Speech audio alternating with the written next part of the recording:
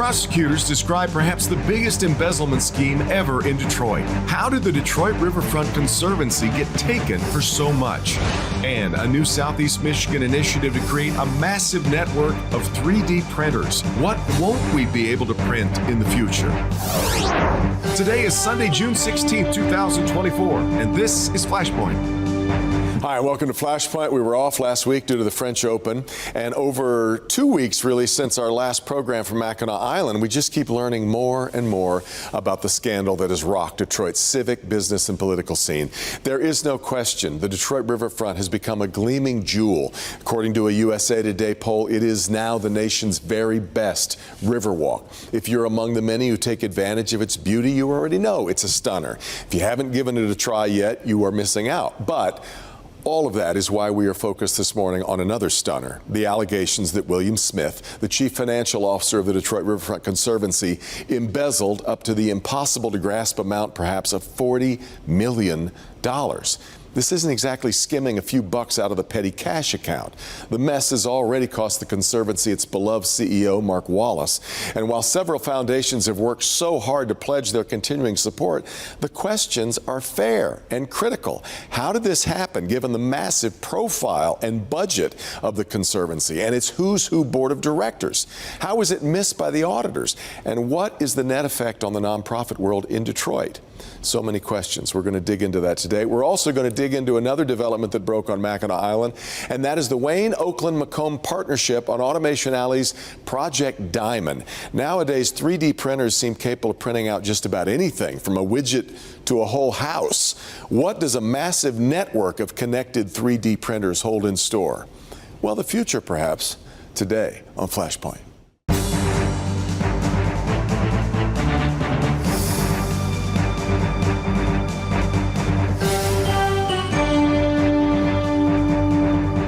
If you had $40 million, where would you put it? That's just one of the hundreds of questions that we all seem to have about the situation with the Detroit Riverfront Conservancy. The Detroit News has been doing some terrific reporting since first breaking the possible depth of this alleged theft. I'm joined now by Chad Livengood of the Detroit News. Chad, first, let us point out these are charges against William Smith, but the evidence that you and your colleagues at the News and others keep uncovering seems rather damning, doesn't it? Yeah, I mean, it's hard to explain how that one man had this much control over money with almost no oversight or auditors catching an alleged theft of $40 million over a period of nearly 12 years.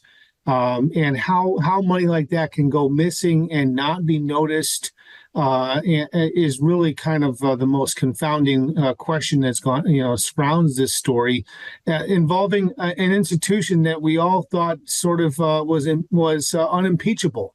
That we did the riverfront correctly, and nothing could go wrong at the riverfront because it's just turned out so beautiful for anyone who uses that walkway. But then now we find that there's this massive embezzlement that has taken place there.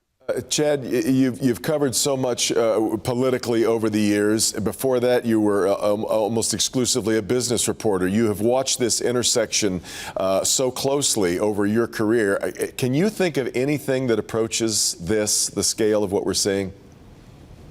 No, I mean, the City Hall scandal involving Kwame Kilpatrick did involve several millions of dollars. And then you just think about this and it's 9-10 times what the prosecutors charged the former mayor for either stealing or bilking in different ways and different schemes.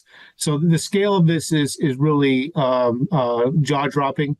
And then what just went on, what we've reported recently is that William Smith, just as the investigation was unfolding this spring, and the state police and FBI were getting involved, he started unloading assets. This man had at least 15 different properties. I mean, he had a job, like a $200,000 a year job, and he had assets that seemingly exceeded an income like that, with a bar.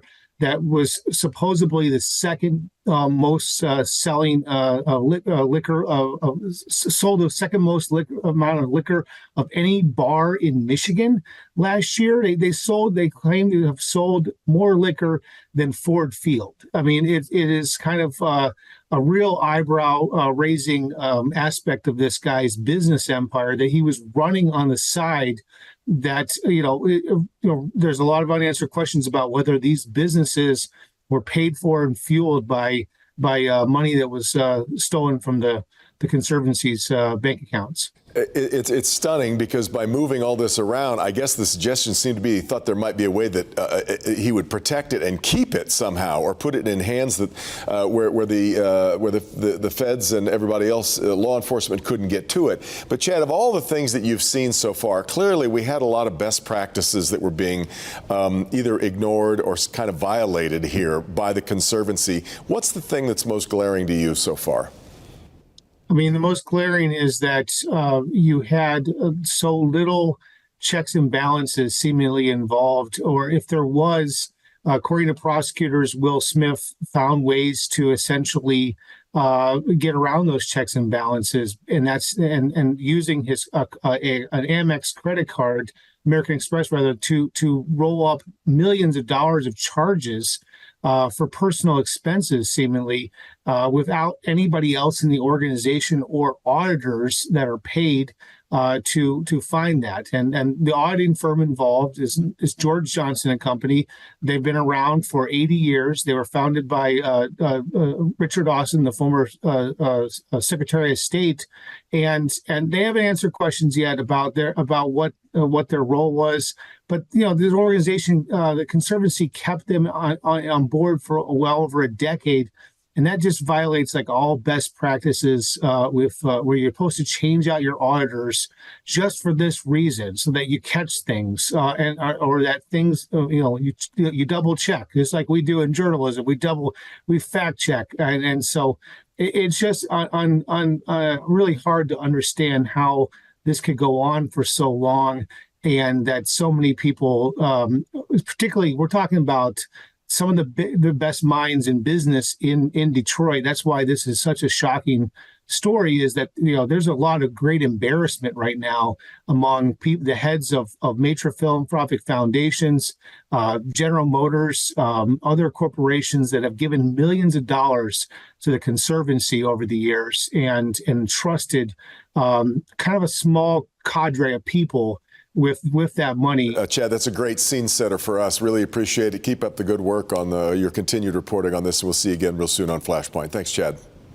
Thanks, Deb. You bet. All right, let's bring in this morning's roundtable to talk about this from the aforementioned Detroit News. The deputy editorial page editor is Caitlin Buss. Nancy Kaffer is here, editorial page editor of the Detroit Free Press, and very happy to have a CEO of a nonprofit, Portia Roberson, the CEO of Focus Hope. Portia, let me start with you. And I should mention, I think we all feel like we know a lot of the players involved here.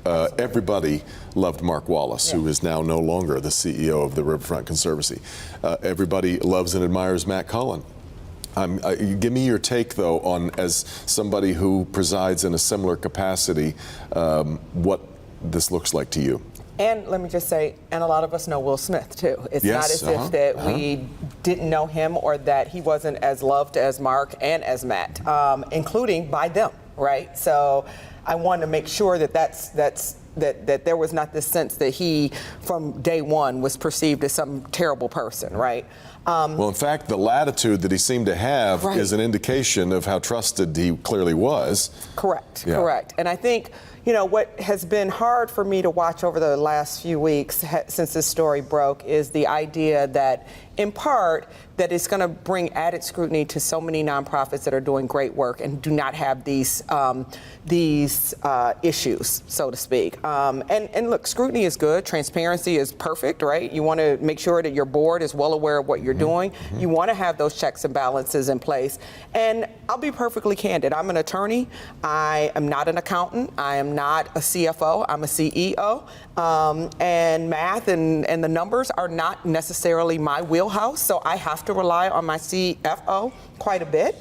I think, though, that we've put in place some things that make sure that he's not the only one that has control over things, whether it is someone opens the mail and passes it off to our finance department. I am a person who's authorized to go into our electronic bank accounts, not paper bank accounts where somebody can actually change those, to make sure that those are in place. And I get that when you work with someone for a number of years, you become friends with them, right? You have a sense of trust to them, but in my role as CEO, it's my responsibility to make sure that I am not simply becoming too good of friends, that I'm not also double checking what is happening at the nonprofit that I run. Nancy, I got into journalism partly because I was told there wouldn't be a lot of math, just to Portia's point. But the Free Press ran an editorial recently about watching the math and about how there needs to be some accountability here, even as the foundations have rushed in to reaffirm their support for what has been obviously a crown jewel in the city. But are they getting enough criticism and scrutiny yet? Well, I think right now the focus is sort of on stopping the bleeding, that the riverfront has been so transformative for our city. It's one place in the city we all could feel good about. There was no scandal, taint, clash of insiders, outsiders, gentrification. It's an inclusive space. It's probably the most inclusive space in the city. And so this work that's been going on there, the Ralph C. Wilson Park, the Joe Louis Greenway, I think the immediate urge was like, let's not let the momentum fall. That's the right feeling, right? But that is not likely to be a blank check, because those foundations have boards they have to answer to, and they have a fiduciary duty to be responsible with their own money. But yeah, we need to understand, we the public who have loved the riverfront need to understand what happened. Is the question, how could this happen? That's the question, and we need that answer, not just how could Will Smith do this, but how could this happen with, again, some of the most respected people in business on the board, with the team that was in place. And those answers are probably going to be hard, and they're going to require some self-searching and maybe some admission of on the parts of people who are not of guilt, not of complicity, but of, my sense is that maybe people loved the riverfront too much, and it was just such a thing everyone felt good about that it was hard to scrutinize. Devin, I should add, I'm on the Joe Louis Greenway board, so just so nobody discovers that later on. I appreciate the disclosure. Caitlin, I was sitting in the Mackinac Media Center next to Gary Miles, Nolan Finley, and Daniel Howes as they hit publish on this. I am still today, this long after it, still trying to comprehend $40 million. Now, we don't know that's where the number is going to end, but the enormity of this is difficult to comprehend. Yeah, I wasn't there, but I got the phone call. Yes. It's one I won't ever forget from Nolan, that number. And I think this is just such a betrayal for the city and for the community. Like we've been saying, everyone knew the players, and not that they're all implicated, but just kind of the depth of the deception, I think, is hard to grasp. And for a city that's kind of overcome that narrative, it's a really sore spot. And I think there will be some accounting changes and things like that. But I think the betrayal is kind of what hits me the hardest, and I'm sure those who first reported it. It's interesting. I don't feel like it's gotten a ton of national attention yet. Maybe it's just yet. Yeah, and that's good. I mean, we were afraid that this would taint Detroit's recovering reputation. And so, I think it is a bit of an anomaly. I mean, like Portia was saying, it's not that every nonprofit is doing this. It's such an egregious number and such a deception, like I said, that, it might be a one-off, and that would be the best. Portia, we look over, I was asking Chad about best practices. We saw, for one thing, not changing your auditor on a fairly routine basis. Keeping the George Johnson firm in there for, I think, over 10 years. Things like, I'm curious whether there are 44 members of that board. Which is a huge board. I don't want to be around a board with 44 members, that's for sure. I mean, I have about 20 board members at present. I think the most I really want at any given time is 21, and that's a significant size board. I think, you have to ask, where is the finance committee that's there, and what questions were they asking? I feel really comfortable. And by the way, these board members are a lot of names people recognize. Absolutely. This is a lot of best and brightest, right? Absolutely, and I think that's sort of been the shocking part about it as well. As a nonprofit leader, we're often told, you want you want those big names on your board because they can do things, they can bring money, they can bring attention to your nonprofit in a way that maybe other folks can't do. But I think this sort of lends itself to maybe the people who can spend more time diving into the weeds on a board are the best people for those boards. I'm about to run out of time, but one reality here that we have to face, Nancy, is that even as the foundations like Kresge and Ralph Wilson have jumped in to say we're still in on all this, the money that it's going to take to backfill this means it's not going somewhere else now. You know, that's one of the things that I have only begun to wrap my mind around. As beautiful and amazing as the riverfront and its transformation is, where would we be if there were $40 million more dollars? It's such a huge number. Like we said, such a betrayal, such a loss. And it's almost too big a number for us to comprehend, but that is the question I'm left with. Where could we be on some of these even additional transformative projects if this hadn't happened? Caitlin, where's the question that's still first and foremost in your mind that you, after all of this reporting that we've done, and there's a long way to go, but... My question is, why didn't some of these other people have questions? Some of the people who were receiving money, there was a lot of money being shifted around, and his salary was $200,000. Where was this? He was backing a lot of businesses, a lot of people, and they should have had some questions too. Got to get to a break. Friends, thanks so much for the conversation. Back with more. We'll talk about Project Diamond next on Flashpoint.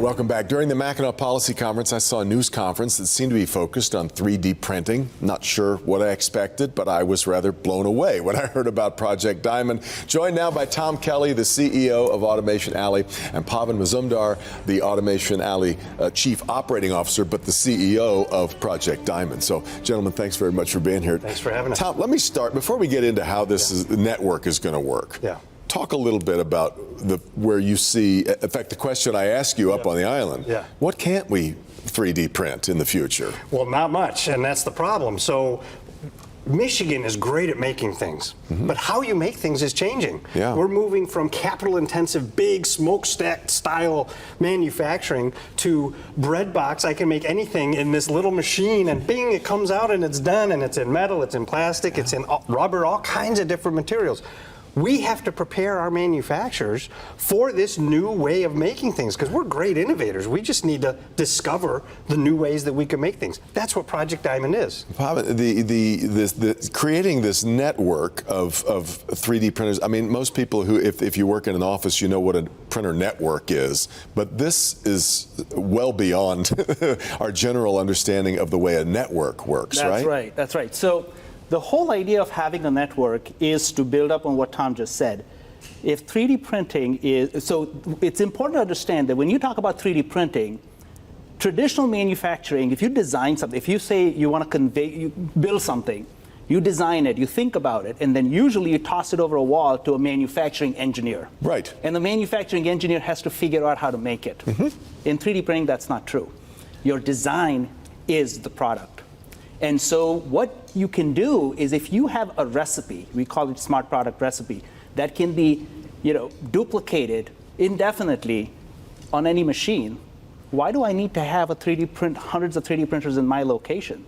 I can have 3D printers spread over a community, and I can use those 3D printers and access them as necessary. And when we say the community, that doesn't just mean, a lot of small businesses now may have 3D printers, but as you all aligned up at Mackinac, this could be a guy in his basement, a hobbyist with a 3D printer can be a part of this. Exactly, and the intelligence of his ability is in that 3D printer. So this a notion that you had to have high quality standards and things like that. You still do, but a lot of that is now in the 3D printer. And what's happening is every day that goes by, that quality continues to improve. One of the things that's absolutely important for manufacturers to remember is 3D printing is changing at the rate of software, which means it's not incremental anymore, it's exponential.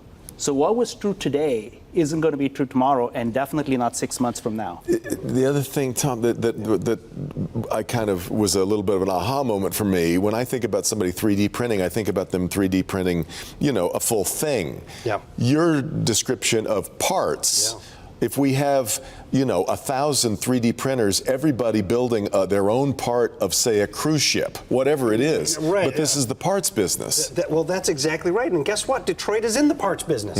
A car is made up of 30,000 different little parts, and they all come together on the assembly line.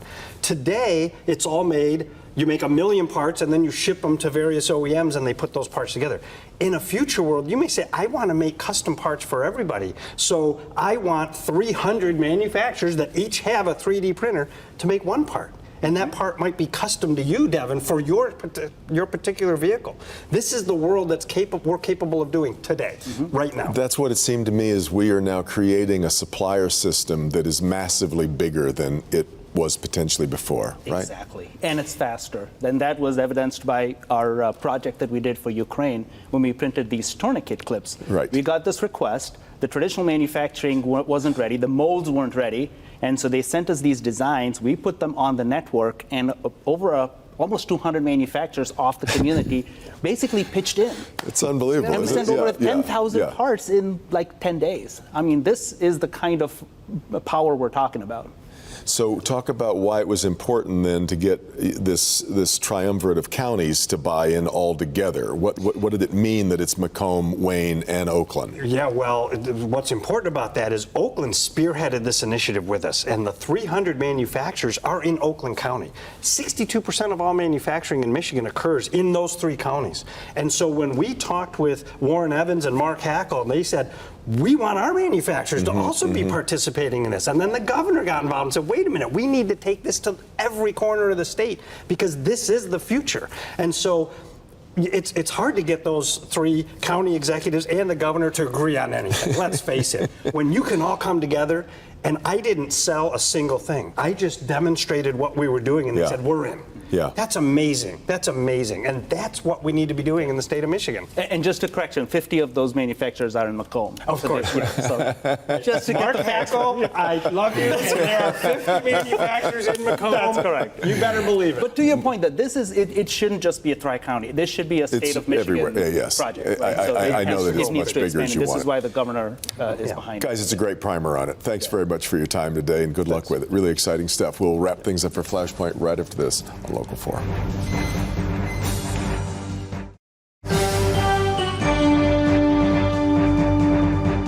Only a 3D printer could print me a little more time.